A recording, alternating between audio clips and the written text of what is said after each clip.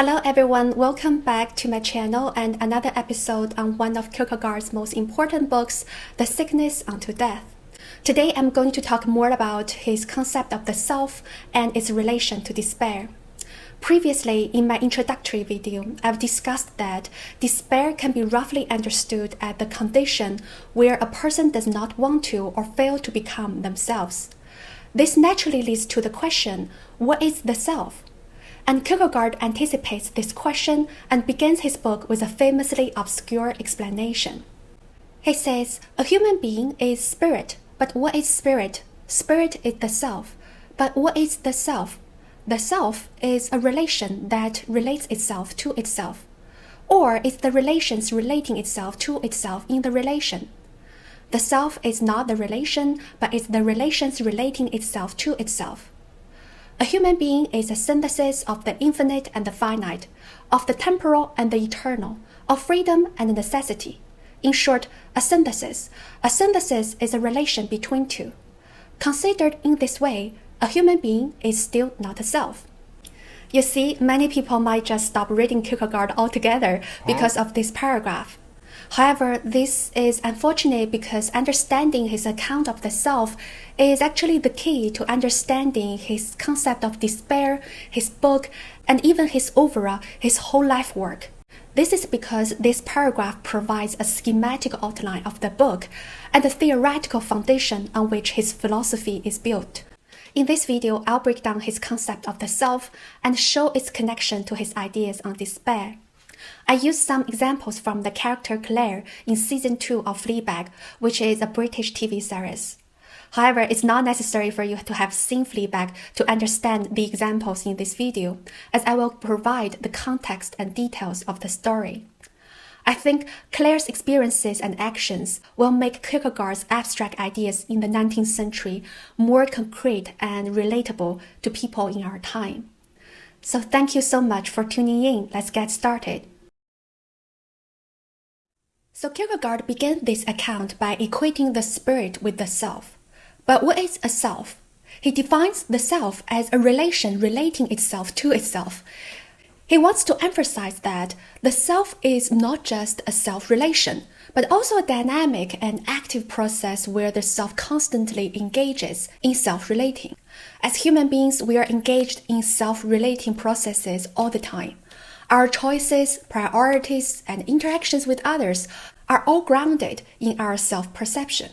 Let's consider Claire from Fleabag Season 2. Claire, portrayed by Sean Clifford, is Fleabag's uptight, successful older sister. From the outside, she has a perfect life with a high-powered job in finance, a marriage to Martin, and an impeccable wardrobe perfect for the corporate environment. However, as the season progresses, Claire begins to confront her true desires and feelings. She admits her unhappiness in her marriage and becomes more honest and vulnerable with Fleabag. Additionally, she quietly begins to change her hairstyle, which resulted in some funny moments. These reflections lead her to stand up to her spouse, move to Finland to pursue her passion for work and love, and learn to be comfortable in the uncomfortable quest of being herself. We may say that before then, Claire lives in a state of unconscious despair. Her busy life leaves little room for self-reflection. She is constrained by fear of judgment and conventional definition of success. Her self-relation involves constant rejection of her feelings and values to maintain a facade of control and positivity. Yes, I completely agree. Positive energy takes work. Yes. In the last 6 months, I've excelled. I take all the negative emotions and just bottle them and bury them, and they never come out. I'm not sure. I've basically never been better. Typically, in our daily life, many of us are like Claire. We act based on steady but sometimes problematic self-relationships. However, as human beings, we always have the capacity to renew that self-reference, which grounds our lives. At a certain point, we may pause and relate to ourselves more deeply, potentially altering our life course. This can be triggered by dramatic external changes or something as simple as a conversation, a moment of silence, or a piece of art. This is a truly remarkable aspect of being human. You have the freedom to determine your stance towards yourself. So being a self is not static, but an ongoing act of becoming. The self is not merely a thing or a collection of attributes. Rather, it is a continual process involving self-reflection and action based on that self-relation, which is also subject to change. After grasping this point, you will see how this definition of the self relates to the whole book. If the self is a relation that relates to itself, despair as a sickness of the self occurs when there is a dysfunctional relationship with oneself. As we mentioned before, all forms of despair share a common trait, the self wanting to be something or someone else. As we become more aware of ourselves, we become more conscious of our internal conflicts, leading to more intense forms of despair. Kierkegaard identifies 3 types of despair, each tied to a failed relationship with oneself with increasing levels of self-consciousness. They are unconscious despair, despair of weakness, and despair of defiance. Since the self is an active, ongoing self-relating, despair is an ongoing activity too. We actually perpetuate our despair each time we reject self-acceptance. In this sense, we are responsible for our own despair. Thus, in the second part of the book, Kierkegaard equalizes despair with sin. After stating that the self is a relation that relates itself to itself, Kierkegaard then talks about the self as a synthesis. For Kierkegaard, we as human beings embody opposing elements in ourselves: the temporal and the eternal, the finite and the infinite, necessity and possibility, life's givenness, which is also called facticity, and freedom. This means that the self embodies both limitations and endless potential, both inevitabilities and possibilities. If the human self is defined as one's relationship with oneself, then one of the most critical aspects of relating to ourselves is to understand and embrace this synthetic nature of the human self. When we fall into despair, it is because we collapse toward one extreme of these dualities.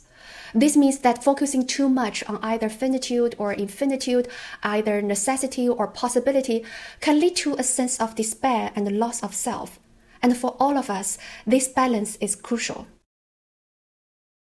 Let me give an example. Consider opposing elements of the finite and infinite. Embracing finitude involves taking care of one's immediate social surroundings and fulfilling the duties of an ordinary life, such as maintaining family relationships and performing certain social rules. Upholding infinitude, on the other hand, involves thinking and living for yourself, for the spirit, for the soul, which leads you to go beyond the constraints of social norms and others' opinions and expectations. In the case of Claire, she embodies the elements of finitude. She stays committed to her social bonds, like her family, marriage, and work. She takes good care of her immediate social environment and fulfills these duties diligently. This dedication helps her achieve worldly success in her life. However, as she collapses too much into the finitude, she focuses excessively on maintaining control and fulfilling social expectations, often at the expense of her personal fulfillment and truthfulness. For instance, despite her obvious unhappiness and Martin's problematic behaviors, Claire stays in her marriage. And despite her genuine displeasure with the food, she cannot openly voice her dislike for it. And the sauce is disgusting. Is everything okay? It was delicious. Thank you. Thank you. Claire's issue is more pronounced when she has a miscarriage. Despite just having had a miscarriage at a family dinner, Claire tries to keep this a secret to maintain social harmony. And Fleabag, in a moment of concern for her sister, mistakenly claimed that she had a miscarriage to cover up for Claire. You know, there is a saying that the nail that sticks out often gets hammered down. That is, those who stand out or go against the norm often face criticism or punishment. That is what Fleabag is experiencing all the time. She is brutally honest and sincere, often expressing her true feelings and thoughts without filter. This raw honesty makes her vulnerable to judgments and hardship. Claire, on the other hand, conforms to social expectations. This approach makes her easygoing and non-confrontational, helping her to be seen as a courteous and agreeable family member. However, this extreme focus on finitude comes at a significant personal cost. By constantly prioritizing social harmony and others' expectations, Claire neglects her own health, satisfaction, and most importantly, her sense of the self. Kierkegaard described the character of someone suffering from finitude's despair as one who is smooth as a rolling stone, meaning that they rub off their edges and totally assimilate themselves into the world. This issue really culminates in the conversation between Claire and Fleabag after Fleabag accidentally causes a scene at Claire's corporate party in episode 4. Despite her initial anger, Claire eventually admits to Fleabag that she is somewhat jealous of her. Because you're fine. You'll always be fine. You'll always be interesting with your quirky cafe and your dead best friend. You just make me feel like I failed. Claire, if you mention the size of my office, I will scream. You know, the size of Claire's office symbolizes her career success, yet any mentioning of it at this point feels like a painful reminder of the immense pressure and personal sacrifices she endures to acquire external validation. Deep down inside, Claire admires Fleabag's ability to be free-spirited and authentic, traits that Claire suppresses to maintain her polished and controlled image. It's not important to determine whether Fleabag is really more interesting than Claire. The core issue lies in how Claire senses a profound disconnect with herself, struggling to reconcile her true desires with the facade she presents to the world. Kierkegaard warns that a person suffering from finitude's despair can still make a great success in the world, but at the same time, they become a nameless copy of the masses. Shackled by the fear of failure, judgment, and humiliation, they never dare to venture into the world, defy others' expectations and social rules, or develop a true sense of the self. Finitude's despair can be understood as giving up developing the eternal self out of existential cowardice. To break finitude's despair thus requires a person to boldly imagine an alternative life choice and give it a try. Thus, it's pivotal for Claire when she starts to change her hairstyle, ends a problematic relationship, and goes to the airport to see her colleague. This marks her willingness to face uncertainty and take risks to become her true self. The key for Claire is that genuine self-discovery requires engaging with the real world. It's not enough to simply imagine different versions of herself. She needs to take concrete actions and face real-life experiences. In imagination, you can be almost anyone. You could be Batman. Sure, I'm Batman. See? You know, imagination allows limitless possibilities, where one can fantasize about being anyone or anything. However, living in imagination can detach you from reality, providing an escape rather than a true path to self-discovery. To totally disassociate from reality and from the people and society around you is infinitude's despair. This occurs when a person becomes completely detached from reality, isolating themselves from people and social interactions. It signifies an infinite possibilities without grounding oneself in the real world. Infinitude's despair does not lead to genuine self-realization. Instead, it causes a person to lose their true self by becoming engulfed in unrealistic fantasies and detachment from the world. Therefore, for Claire to truly discover herself, she must balance her imaginative aspirations with real-world engagement and connections. In other words, to become oneself is to become concrete. True self-realization is about being tangible and real, not just an active idea or fantasy. It involves manifesting one's true self in concrete actions and behaviors. Self-realization happens within the context of social interactions and relationships. It's about finding and expressing your true self while engaging with the people and the society around you. This balance allows for authentic self-expression within the constraints of social expectations. Let me also briefly mention the pair of necessity and positivity, as they are essential to understanding the nature of the self as well. Necessity refers to the aspects of life that are unavoidable and predetermined, often referred to as the givens or facticities that one must accept. This includes our biological and physical facts, such as one's age or physical abilities or limitations. They also encompass social and historical contexts, including the era one lives in, family background, cultural norms, and socio-economic conditions. Additionally, necessity covers inevitable issues such as mortality, basic needs, and other unchangeable aspects of existence. Accepting these given facts is crucial as they form the foundation upon which we build our lives and make choices within the realm of possibility. Possibility represents the realm of potential and freedom, where individuals can explore and actualize various aspects of their existence. This includes pursuing goals, dreams, and ambitions, as well as making decisions and choosing paths that shapes one's life. Embracing possibility is essential for personal fulfillment as it provides the opportunities to grow, change, and achieve one's true potential. Necessities despair occurs when a person feels completely constrained by life's given facts or limitations. This person believes that they have no freedom to act differently or change their situation. They are doomed. Possibilities despair arises when an individual only perceives a vast number of possibilities without actualizing any of them. They may become overwhelmed by the endless possibilities available to them or refuse to acknowledge the inherent limits of life and the necessity to make a decision.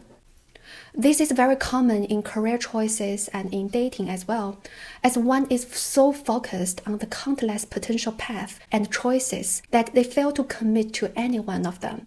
And despite the vast potential, the person achieves nothing in the end and has no substantial relationships because they do not take definitive commitment. You see, necessity and positivity have to do with human freedom. For Kierkegaard, the self is defined by its freedom, which is the interplay between necessity and possibility. A balanced self acknowledges the constraints of necessity while actively engaging with the opportunities of possibility. In other words, an ideal life would be someone who avoids both the traps of fatalism and abstract, groundless freedom, where neither pure possibilities nor automatons chained by our facticity, exaggerating any single aspects of our existence, is despair as one tries to become someone they are not. In other words, this is congruent with the first definition of despair we just mentioned. Despair is a result of a misrelation within the self. As Kierkegaard said later in the book, despair is the misrelation in the relation of a synthesis that relates itself to itself. Of course, this is easier said than done. Being a human involves a constant experience of profound internal tensions within ourselves. Living well then requires this ongoing process of embracing and navigating these inherent incompatible essential aspects of the self. The relationship between a pair of two contrasting elements is dialectical. This means that each element cannot exist without the other. They are fundamentally interconnected, and there is an ongoing inherent conflict or opposition between them. And despite their contradictions, there is always a possibility of reaching a synthesis, which is also a balance or a resolution where the opposing forces are harmonized. Now we arrive at the last sentence of the paragraph. Considered in this way, a human being is still not a self. For Kierkegaard, selfhood is not a pre-existing condition of human existence. Instead, it must be achieved or attained. We start our lives without a fully formed self and must work towards developing one. Later in the book, he says, every human being is primitively intended to be a self, destined to become himself. Even though human beings are not born with fully developed selves, the capacity or potential to become a self exists within them from the beginning. This potential is present from the start and must be actively realized. Individual selfhood cannot be fully captured or understood through mere thought or abstract concepts. Instead, it must be developed through concrete lived experiences. Otherwise, one falls into despair of infinitude and possibility. That is, each of us has the existential task of becoming a coherent self. As you may realize, for Kierkegaard, selfhood is a rare achievement. It must be attained through unconditional acceptance and commitment to oneself. This involves continuous efforts to achieve a dynamic interplay between the self and the concrete social world around us. A lot of people misunderstand Kierkegaard as a solipsist. However, as you can see, Kierkegaard's philosophy actually emphasizes the importance of relationships and community in the process of self-discovery. While he focuses on individuals' internal journey and personal responsibility, he does not advocate for complete isolation or detachment from people around us. Quite the contrary, he argues that true selfhood can only be realized in relation to others and within the framework of one's social context. Last but not least, I'd like to mention that for Kierkegaard, the journey toward selfhood is also a deeply spiritual pursuit, the formula that describes the state of the self when despair is completely rooted out is this: in relating itself to itself and in willing to be itself, the self rests transparently in the power that established it. This active endeavor toward unconditional self-acceptance, which is also surrender to God, is essential for achieving true selfhood. According to Kierkegaard, true selfhood involves recognizing and embracing one's divine origin and purpose. As you can see, for Kierkegaard, human beings are self-relating creatures tormented by inherent contradictions and have a task to embrace and become who we truly are. Here's the summary of this video. First, the self is a reflexive self-relation. This leads to the understanding that despair is a misrelation with oneself. Despair occurs when you try consciously or unconsciously to get rid of yourself and to become someone you are not. Second, the self is a synthesis of contrasting and irreconcilable factors. Despair happens when you want to collapse toward one pole or the other of the dualities. Third, the self is a becoming and a task. A person's task is to become oneself, and despair is when this person refuses to commit to the task of becoming a unique person. My suggestion is that when reading this book for the first time, try to grasp these points quickly and then move on to his analysis of all the different manifestations of despair, which are also various ways we fall short of becoming ourselves. After reading the latter part, you may see that his definition of the self makes a lot of sense, as this serves as the general structure for him to explain despair. Ultimately, Kierkegaard is less interested in being a metaphysician and offering a strictly metaphysical account of the self. His goal is always about exploring the question of how to live in this world and how to be a human being in this world. Perhaps it's more accurate to say that he provides a phenomenological account of the self and despair. That is, his definition of the self is more about his attempt to describe a direct experience of what it means to be an existing human being. Thank you for watching this video, and I'll see you next time. Bye.